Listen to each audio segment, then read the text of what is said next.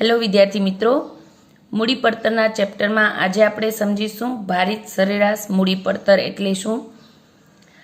આપણે જાણીએ છીએ કે કોઈપણ ધંધાકીય એકમ હોય એને જોઈતી કુલ મૂડી એ વિવિધ પ્રાપ્તિ સ્થાનોએથી પ્રાપ્ત કરે છે. એટલે કે પોતાના મૂડી માળખામાં વિવિધ જામીનગીરીઓનો સમાવેશ કરતું હોય છે. તો આ દરેક જામીનગીરીની પોતપોતાની લાક્ષણિકતા છે અને એ મેળવવા માટે કેટલો ખર્ચ થાય છે અને આપણે એ દરેક જામીનગીરીની ઇન્ડિવિજ્યુઅલ પડતર, વ્યક્તિગત પડતર કેટલી આવે એ શીખી આવ્યા અને એની ગણતરી કેવી રીતે કરાય. અને એને કહેવાય છે ખાસ પડતર. ઇક્વિટી શેર મૂડીની પોતાની પડતર છે, ડિબેન્ચરની પોતાની મૂડી પડતર હોય, પ્રેફરન્સ શેર મૂડીની પોતાની આગવી પડતર હોય. એ વ્યક્તિગત પડતર દરેક જામીનગીરીની છે એને આપણે ખાસ પડતર કહીએ છીએ. પણ આપણે જાણીએ છીએ કે કોઈ પણ ધંધાકીય એકમ આમ ઇન્ડિવિજ્યુઅલ એક જ નાણાકીય સ્ત્રોતમાંથી રૂપિયા મેળવતું હોય તો ઇન્ડિવિજ્યુઅલ પડતર એટલે કે વ્યક્તિગત પડતર ચાલે. પણ દરેક ધંધાકીય એકમ વિવિધ જગ્યાએથી નાણાં મેળવી અને પોતાના મૂડી માળખામાં એનો સમાવેશ કરતું હોય છે. એટલે આપણે સરેરાશ મૂડી પડતર શોધવી પડે. તો હવે પ્રશ્ન આવે, સરેરાશ મૂડી પડતર ગણતી વખતે કેવી રીતે ગણતરી કરવી. તો દાખલા તરીકે મારી કોઈ કંપની છે અને મને 10 લાખ રૂપિયાની જરૂર છે, તો એવા સંજોગોમાં હું બે જ પ્રાપ્તિ સ્થાન એટલે કે 5 લાખ રૂપિયા ઇક્વિટી શેર મૂડી ઉપરથી અને 5 લાખ રૂપિયા હું ડિબેન્ચર સ્વરૂપે મેળવું છું. આવા સંજોગોમાં જો ઇક્વિટી શેર મૂડીની પડતર 10% હોય અને ડિબેન્ચરની પડતર 8% હોય તો હું શું કરીશ, કુલ 10 લાખ રૂપિયાની પડતર મૂડી પડતર કેટલી આપણે શોધવી હોય તો આપણે શું કર્યું, 5 લાખ રૂપિયા ઇક્વિટી શેર મૂડીની ઇન્ડિવિજ્યુઅલ પડતર, વ્યક્તિગત પડતર શોધી લીધી 10% અને ડિબેન્ચરની પણ વ્યક્તિગત પડતર શોધી લીધી 8%. તો આપણે શું કહેશું, પેઢીની સરેરાશ મૂડી પડતર કેટલી છે તો કે 10% પ્લસ 8% ભાગ્યા 2. સરેરાશ કાઢતી વખતે આપણે જેમ કરતા હોઈએ છીએ એમ, એટલે કે 9% સાદી સરેરાશ પડતર આવી. પણ હવે મેઇન પ્રશ્ન ક્યાં આવે તો કે અહીંયા 10 લાખની મૂડી મેળવતી વખતે આપણે બે જ સાધનોનો ઉપયોગ કર્યો અને બંનેનો એ જ પ્રમાણમાં 50-50% સરખા પ્રમાણમાં હતું. એટલે આપણે શું કરી લીધું, સાદી સરેરાશનો ઉપયોગ કર્યો, 10% પ્લસ 8% ભાગ્યા 2. પણ રિયલ સિચ્યુએશનમાં એવું હોતું નથી. આપણે દરેક જામીનગીરીનું પ્રમાણ અલગ અલગ હોય છે. બંનેનું સરખું પ્રમાણ હોય ત્યારે આપણે સાદી સરેરાશનો ઉપયોગ કરી શકીએ, અધરવાઇઝ કરી શકીએ નહીં. એટલે ત્યારે આપણે શું કરવું પડે, ભારિત સરેરાશ મૂડી પડતર શોધવી પડે. દરેકની વ્યક્તિગત પડતર શોધવી પડે. ત્યારબાદ એ જામીનગીરીનું કુલ મૂડીમાં કેટલા પ્રમાણમાં છે એ જામીનગીરી, એના આધારે આપણે પછી ભારિત સરેરાશ પડતર શોધતા હોઈએ છીએ. તો એ સાચી પડતર કહેવાય. અને એ પેઢીની કુલ પડતર આવે એના આધારે ઘણા બધા નિર્ણયો લઈ શકાય કે પેઢીની કુલ પડતર જેટલી આવે છે એનામાંથી કોઈ વ્યક્તિગત પડતર, કોઈ જામીનગીરીની પર્ટિક્યુલર વધુ આવતી હોય તો એનો મૂડી માળખામાં કેટલા પ્રમાણમાં સમાવેશ કરવો વગેરે પ્રશ્નોની વિચારણા માટે ભારિત સરેરાશ મૂડી પડતર ગણવી બહુ અગત્યની અને ઉપયોગી થાય છે. વ્યાખ્યા જોઈએ તો ભારિત સરેરાશ મૂડી પડતરની વ્યાખ્યા, મૂડી માળખામાં સમાવેશ થયેલ દરેક જામીનગીરીની મૂડી પડતર અને કુલ મૂડીમાં જે તે જામીનગીરીના પ્રમાણને ધ્યાનમાં રાખીને તેની સરેરાશને આધારે મૂડી પડતરની ગણતરી કરવામાં આવે તેને આપણે ભારિત સરેરાશ મૂડી પડતર કહીએ છીએ. મેં તમને હમણાં કીધું એમ, મૂડી માળખામાં સમાવેશ થયેલ દરેક જામીનગીરીઓની મૂડી પડતર એટલે દરેકની ઇન્ડિવિજ્યુઅલ વ્યક્તિગત પડતર શોધી જશે આપણે, ઇક્વિટી શેર મૂડીની, પ્રેફરન્સ શેર મૂડીની, ડિબેન્ચરની વગેરેની. અને કુલ મૂડીમાં જે તે જામીનગીરીનું પ્રમાણ કેટલું છે એ બે વસ્તુને ધ્યાનમાં રાખીને સરેરાશ શોધવામાં આવે ત્યારે એને આપણે શું કહીએ છીએ, ભારિત સરેરાશ મૂડી પડતર કહીએ છીએ. ટૂંકમાં મૂડી માળખામાં દરેક જામીનગીરીનું કેટલું પ્રમાણ છે તે ધ્યાનમાં રાખીને દરેક જામીનગીરીની મૂડી પડતરની સરેરાશ ધ્યાનમાં લેવામાં આવે ત્યારે તેને ભારિત સરેરાશ મૂડી પડતર તરીકે ઓળખવામાં આવે છે. ભારિત સરેરાશ મૂડી પડતરની ગણતરી કઈ રીતે કરવાની છે તો તમારે સૌપ્રથમ દરેકની જામીનગીરીની મૂડી પડતર શોધવી, જેને ખાસ મૂડી પડતર કહીએ છીએ કે વ્યક્તિગત મૂડી પડતર કહીએ છીએ. પછી દરેક જામીનગીરીનું મૂડી માળખામાં પ્રમાણ કેટલું છે એ ટકાવારીમાં શોધવાનું અને આ દરેક ટકાવારીને પડતર સાથે ગુણવાનું અને પછી આ ગુણાકાર કર્યા પછી દરેક સાધનની જે પડતર આવે તેનો સરવાળો કરવાથી આપણે ભારિત સરેરાશ મૂડી પડતર શોધી શકીએ. આપણે ઉદાહરણ દ્વારા સમજીએ એટલે વધુ ક્લિયર થશે. એક કંપનીના મૂડી માળખામાં નીચે પ્રમાણેની જામીનગીરીઓનો સમાવેશ થાય છે. ઇક્વિટી શેર મૂડી 4 લાખનો શેર 4 લાખ શેર દરેક ₹10 તો આમ 40 લાખની ઇક્વિટી શેર મૂડી, 10% પ્રેફરન્સ શેર મૂડી 16,000 શેર દરેક ₹100નો એટલે ટોટલ 16 લાખની પ્રેફરન્સ શેર મૂડી, 12%ના ડિબેન્ચર 24,000 ડિબેન્ચર દરેક ₹100નો એટલે 24 લાખ ડિબેન્ચર પેટે. આમ કુલ મૂડી છે 80 લાખ. અને પછી કીધું છે ચાલુ વર્ષે કંપનીએ શેર દીઠ ₹2 ડિવિડન્ડ આપ્યું છે. ડિવિડન્ડનો વૃદ્ધિ દર 7% છે. કરવેરાનો દર 50% છે. ભારિત સરેરાશ મૂડી પડતર શોધો. ભારિત સરેરાશ મૂડી પડતર શોધતી વખતે આપણે પહેલું શું કરવાનું છે? વ્યક્તિગત પડતર શોધવાની. એટલે આપણે ઇક્વિટી શેર મૂડીની પડતર શોધીએ. વ્યક્તિગત પડતર તો શું કીધું છે? ઇક્વિટી શેર મૂડીની પડતર કેવી રીતે શોધાય એની ચર્ચા આપણે આગળના લેક્ચર્સમાં લઈ જ ગયા છીએ. ઇક્વિટી શેર મૂડીની પડતર, પ્રેફરન્સ શેર મૂડીની પડતર, ડિબેન્ચરની પડતર અને રાખી મૂકેલી કમાણીની પડતર કઈ રીતે ગણવી એની ચર્ચા ઓલરેડી આપણે આગળના લેક્ચરમાં લીધી છે. ઇક્વિટી શેર મૂડીની પડતરનું સૂત્ર શું છે? Cost of equity equal to D/P plus G growth rate. બરાબર. ડી એટલે શેર દીઠ ડિવિડન્ડ. અહીંયા કીધું છે ચાલુ વર્ષે કંપનીએ શેર દીઠ ₹2 ડિવિડન્ડ આપ્યું છે એટલે 2. પી એટલે પ્રાપ્ત થતી રકમ. અહીંયા બજાર ભાવ નથી આપ્યો તો પ્રાપ્ત થતી રકમ કેટલી હોય? ₹10નો ઇક્વિટી શેર છે એટલે ₹10 પ્રાપ્ત થતી રકમ. અને વૃદ્ધિ દર કીધું છે પ્રતિ વર્ષ 7% છે. તો આપણે લખશું પી એટલે 10 અને જી ગ્રોથ રેટ 0.07. સિમ્પ્લિફાય કરી દઈએ. 0.2 પ્લસ 0.07 એટલે 0.27 એટલે કે 27% શું આવે છે?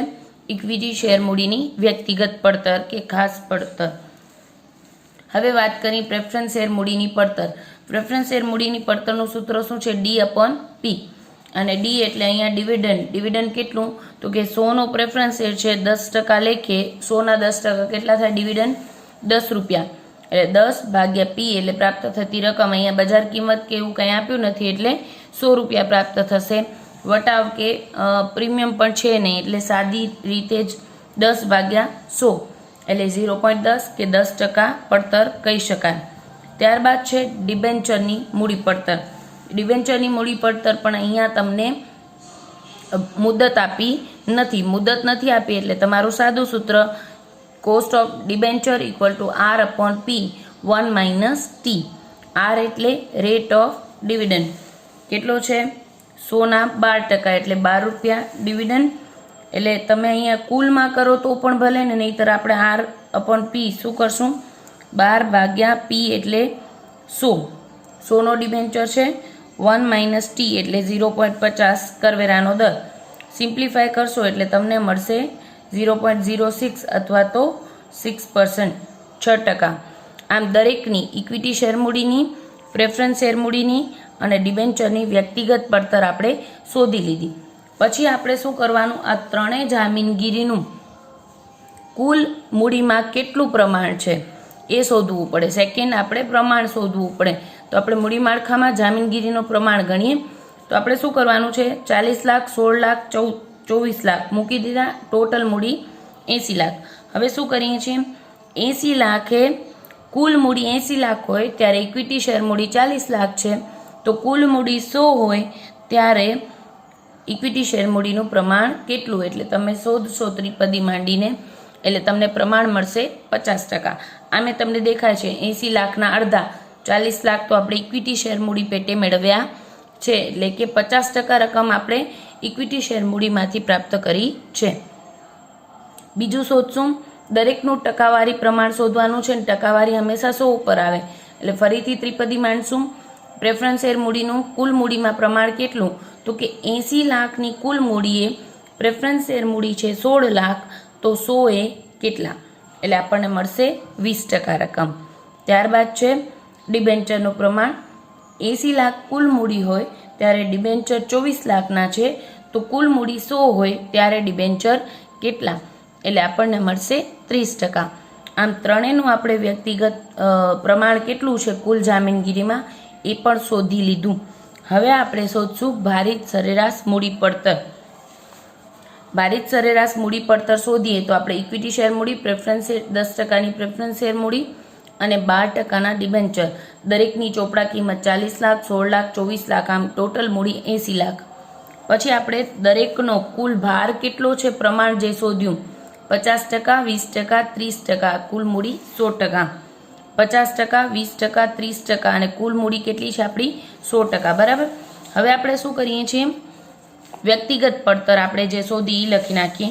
તો કે વ્યક્તિગત પડતર છે ઇક્વિટી શેર મૂડીની 27%, પ્રેફરન્સ શેર મૂડીની 10% અને ડિબેન્ચરની 6%. વ્યક્તિગત પડતર લખી નાખીએ 27%, 10% અને 6%. હવે આપણે કોલમ બનાવી છે ભારિત સરેરાશ મૂડી ભારિત પડતર. તો ભારિત સરેરાશ મૂડી પડતર કેમ શોધશું? તો કે આપણે શું કરીએ છીએ, 27ના 50%, 27 ગુણ્યા 50 ભાગ્યા 100 એટલે આપણને મળશે 13.5% ઇક્વિટી શેર મૂડીની પડતર ભારિત પડતર. પછી 10%ની પ્રેફરન્સ શેર મૂડીની પડતર 10 ગુણ્યા 20 ભાગ્યા 100 એટલે આપણને મળશે 2% અને ડિબેન્ચરની ભારિત પડતર 6 ગુણ્યા 30% એટલે આપણને મળશે 1.8%. આમ કુલ ત્રણેય પ્રાપ્તિ સ્થાનોની કુલ ભારિત સરેરાશ મૂડી પડતરનો સરવાળો કરીએ તો આપણને મળશે 17.3%. આ આપણો જવાબ. આપણી પેઢીની ભારિત સરેરાશ મૂડી પડતર કેટલી આવી? 17.3%. હવે મેઇન વસ્તુ હવે આપણે કરશું. મેઇન વસ્તુ અહીંયા સમજવાની એ છે કે આપણે અહીંયા જે ભાર આપ્યો ભારિત સરેરાશ પડતરમાં એ આપણે શેને આપ્યો? જે ચોપડા કિંમત છે આપણે અહીંયા જે બજાર મૂલ્યને ધ્યાનમાં નથી લીધું, આપણે બુક વેલ્યુ કેટલી છે, ચોપડા કિંમત કેટલી છે એને ધ્યાનમાં લીધું છે. જ્યારે ઘણીવાર જામીનગીરીની બજાર કિંમતને ધ્યાનમાં રાખીને કે એને ભાર આપીને પણ આપણે ભારિત પડતર શોધી શકતા હોઈએ છીએ. ત્યારે શું કરીએ આપણે? તો કે બજાર કિંમતને આપણે પ્રમાણ શોધવાનું. તો કે આ દરેક ઇક્વિટી શેર 10 રૂપિયાનો છે, એની બજાર મૂલ્ય 10 નહીં હોય. પછી પ્રેફરન્સ શેર મૂડી 100નો છે, 100નો એક શેર છે, ડિબેન્ચર પણ 100નો છે, એમ એની બજાર કિંમત કેટલી છે એને ધ્યાનમાં રાખીને પણ આપણે ભારિત સરેરાશ મૂડી પડતર શોધી શકીએ છીએ. જેમ કે આપણે એ જ ઉદાહરણ કન્ટિન્યુ કરીએ. પણ એમ કીધું હોય કે 10 રૂપિયાના ઇક્વિટી શેરની બજાર કિંમત 30 રૂપિયા હોય, 100ના પ્રેફરન્સ શેર મૂડીની બજાર કિંમત 90 રૂપિયા હોય અને 100ના ડિબેન્ચરની બજાર કિંમત 80 રૂપિયા હોય, તો બજાર મૂલ્યને આધારે આપણે ભારિત સરેરાશ પડતર શોધવી હોય તો કઈ રીતે શોધાય? તો આપણે શું કરશું, ઇક્વિટી શેર મૂડી કેટલા છે? 4 લાખ શેર, દરેક રૂપિયા 10ની જગ્યાએ આપણે બજાર મૂલ્ય કેટલું છે? 30 રૂપિયા. તો 4 લાખ શેર ગુણ્યા 30 રૂપિયા, આમ 1,20,00,000 રૂપિયા ઇક્વિટી શેર મૂડીની બજાર કિંમત. અહીંયા આપણે બજાર કિંમત લેશું. ત્યારબાદ પ્રેફરન્સ શેર 16,000 પ્રેફરન્સ શેર છે, દરેક રૂપિયા 100નો. અહીંયા 16,000 પ્રેફરન્સ શેર પણ દરેકની બજાર કિંમત કેટલી છે? 90 રૂપિયા. એટલે ગુણ્યા 90 કરશું એટલે આપણને મળશે 14,40,000 રૂપિયા બજાર કિંમત. ડિબેન્ચરની 24,000 ડિબેન્ચરની મૂળ કિંમત ચોપડા કિંમત છે 100 રૂપિયા ને બજાર કિંમત લેવી હોય તો 24,000 ડિબેન્ચર દરેકની બજાર કિંમત કેટલી છે? 80 રૂપિયા. આમ કુલ 19,20,000ના આપણી પાસે ની બજાર કિંમતના ડિબેન્ચર છે આપણી પાસે. કુલ ટોટલ કરીએ તો 1,53,60,000ની આપણે બજાર કિંમતની જામીનગીરીઓ આપણી પાસે છે. હવે જેમ આપણે અહીંયા ભાર શોધ્યો તો ચોપડા કિંમતના આધારે પ્રમાણ કેટલું દરેક જામીનગીરીનું એ શોધ્યું હતું એ આપણે શોધવું પડે. બાકી વ્યક્તિગત પડતરમાં કોઈ ફેરફાર નહીં આવે કારણ કે આપણે ડિવિડન્ડનો દર કે શેર દીઠ ડિવિડન્ડ બદલાવ્યું નથી. અહીંયા ડિબેન્ચરમાં વ્યાજનો દર પણ બદલાવ્યો નથી એટલે અને પ્રાપ્ત થતી રકમ પણ બદલે નહીં. આ તો બજાર કિંમતને ધ્યાનમાં લઈએ છીએ પણ પ્રાપ્ત થતી રકમ પણ એ જ રહેશે. એટલે વ્યક્તિગત પડતર 27%, 10% અને 6% એઝ ઇટ ઇઝ રહેશે. તમારો ભાર બદલી જશે. હવે આપણે અહીંયા ભારમાં આપણે બજાર મૂલ્યને ધ્યાનમાં લીધું છે તો આપણે શું કરશું, કુલ મૂડી 1,53,60,000 હોય ત્યારે ઇક્વિટી શેર મૂડી છે 1,20,00,000. તો કુલ મૂડી 100 હોય ત્યારે ઇક્વિટી શેર મૂડીનું પ્રમાણ કેટલું? તો આપણને મળશે 78.13%. સેમ વે પ્રેફરન્સ શેર મૂડીનું પ્રમાણ શોધીએ તો કુલ મૂડી 1,53,60,000 હોય ત્યારે પ્રેફરન્સ શેર મૂડી છે 14,40,000. તો 100 એ કેટલા? એટલે આપણને મળશે 9.37%. ત્રીજું છે ડિબેન્ચરનું પ્રમાણ શોધીએ. કુલ મૂડી 1,53,60,000 હોય ત્યારે ડિબેન્ચર છે 19,20,000. તો કુલ મૂડી 100 હોય ત્યારે ડિબેન્ચરનું પ્રમાણ કેટલું? તો આપણને મળશે 12.50%. દરેકનું પ્રમાણ શોધી લીધું. વ્યક્તિગત પડતર એઝ ઇટ ઇઝ રહેશે, ખાલી ફક્ત આપણે ભાર જ બદલાવ્યો છે. ત્યાં આપણે ભાર આપતા હતા શેને? ચોપડા કિંમતને ભાર આપતા હતા. અહીંયા આપણે બજાર કિંમતને ધ્યાનમાં લઈને આપણે ભારિત સરેરાશ મૂડી પડતર શોધીએ છીએ. પછી આપણે ભારિત સરેરાશ મૂડી પડતર શોધી લઈએ. 27/78.13%, એટલે આપણને મળશે 21.10. પછી પ્રેફરન્સ શેર મૂડી 10% 10 ગુણ્યા 9.37 ભાગ્યા 100 એટલે 0.09. અને પછી ડિબેન્ચરની 6 ગુણ્યા 12.50 ભાગ્યા 100 એટલે 0.75. આમ કુલ ટોટલ કરશો તમે તો ભારિત સરેરાશ પડતર આવે છે 21.94%. હવે બંને પદ્ધતિઓ આપણે શીખી. ભારિત સરેરાશ મૂડી પડતર આમ બહુ પ્રચલિત પદ્ધતિ, કારણ કે દરેક ધંધાકીય એકમના મૂડી માળખામાં ફક્ત ઇક્વિટી શેર કે ફક્ત ડિબેન્ચર ના હોય, એટલે ત્યારે વ્યક્તિગત પડતરનો ખ્યાલ કામ આવે નહીં. એટલે આપણે ભારિત સરેરાશ પડતરને જ દરેક ધંધાકીય એકમ ધ્યાનમાં લેતું હોય છે. પણ ભારિત સરેરાશ પડતરમાં પણ આપણે શું જોયું? ચોપડા મૂલ્યના આધારે, બુક વેલ્યુના આધારે ભારિત સરેરાશ મૂડી પડતર, અને પછી વાત કરી બજાર મૂલ્યના આધારે પણ ભારિત સરેરાશ મૂડી પડતર શોધી શકાય. હવે આ બંને પદ્ધતિના પોતપોતાના ફાયદા મર્યાદા છે, જેની તરફેણની દલીલો જોઈએ તો પહેલે વાત કરીએ ચોપડા કિંમતને આધારે આપણે ભાર આપીએ તો આપણે શું ફાયદો થાય? તો કે કંપનીના પ્રકાશિત વાર્ષિક હિસાબોમાં જામીનગીરી હંમેશા ચોપડા કિંમતથી દર્શાવવામાં આવે, એટલે સરળતાથી આપણે એને મેળવી શકીએ છીએ. એટલે આપણે વાર્ષિક હિસાબમાં પાકા સરવૈયામાં ચોપડા કિંમત દર્શાવી હોય એટલે આપણે એ આંકડા સરળતાથી મળી જાય. દરેક કંપની પોતાના મૂડી માળખામાં જામીનગીરીની બજાર કિંમત નહીં પણ ચોપડા કિંમત જ દર્શાવે છે. ત્રીજું છે કંપનીના મૂડી અને દેવા ગુણોત્તરોનું વિશ્લેષણ તેના ચોપડા કિંમતના આધારે થતું હોય છે. અને પેઢીનું મૂડી માળખું લાંબા સમય માટે તૈયાર કરવાનું હોય ત્યારે ચોપડા કિંમતનો આધાર લેવાય. કારણ કે બજાર કિંમત વારા ઘડીએ બદલાતી રહેતી હોય તો દરેક વખતે અલગ અલગ ગણતરી માંગી લે. જ્યારે લાંબા સમય માટે ચોપડા કિંમત દ્વારા ગણતરી કરી હોય તો એ વારા ઘડીએ બદલાતી નથી. ક્લિયર? આ વાત કરી આપણે. જો ચોપડા કિંમતને ભાર આપીને આપણે ભારિત સરેરાશ મૂડી પડતર શોધીએ તો એના ફાયદા શું થાય?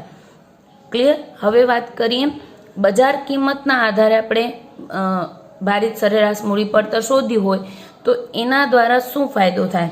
તો કે કંપનીના શેર વેચતા જે કિંમત ઉપજે તે તેની બજાર કિંમત છે અને એ સાચી કિંમત ગણાય.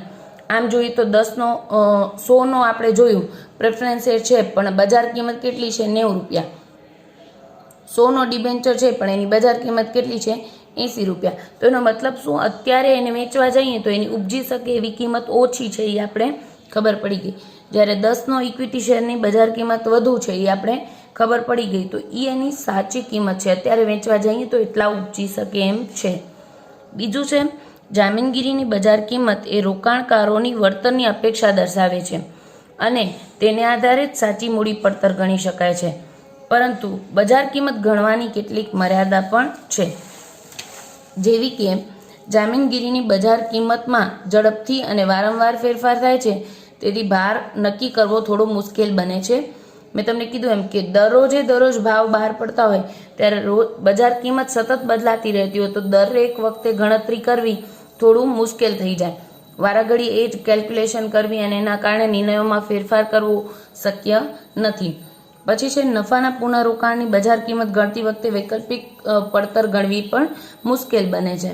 આમ આપણે કહી શકીએ કે ચોપડા કિંમત અને બજાર કિંમત બેની દ્રષ્ટિએ ભારિત સરેરાશ મૂડી પડતર ગણવી પોતાની રીતે અલગ અલગ ફાયદા અને મર્યાદા બંને પદ્ધતિના છે, પરંતુ ચોપડા કિંમત એ વધુ વાજબી છે કારણ કે એ ઇઝીલી અવેલેબલ હોય છે અને એની ગણતરી પણ સરળ હોય છે અને લાંબા સમય સુધી એ મૂડી પડતરમાં બહુ ફેરફાર કરવા પડતા નથી. હવે વાત કરીએ ભારિત સરેરાશ મૂડી પડતરનો ફાયદો શું. સૌથી ઇમ્પોર્ટન્ટ વસ્તુ, કારણ કે અત્યારે દરેક કંપનીઓ વ્યક્તિગત પડતર નહીં પણ ભારિત સરેરાશ મૂડી પડતર ગણતી હોય છે.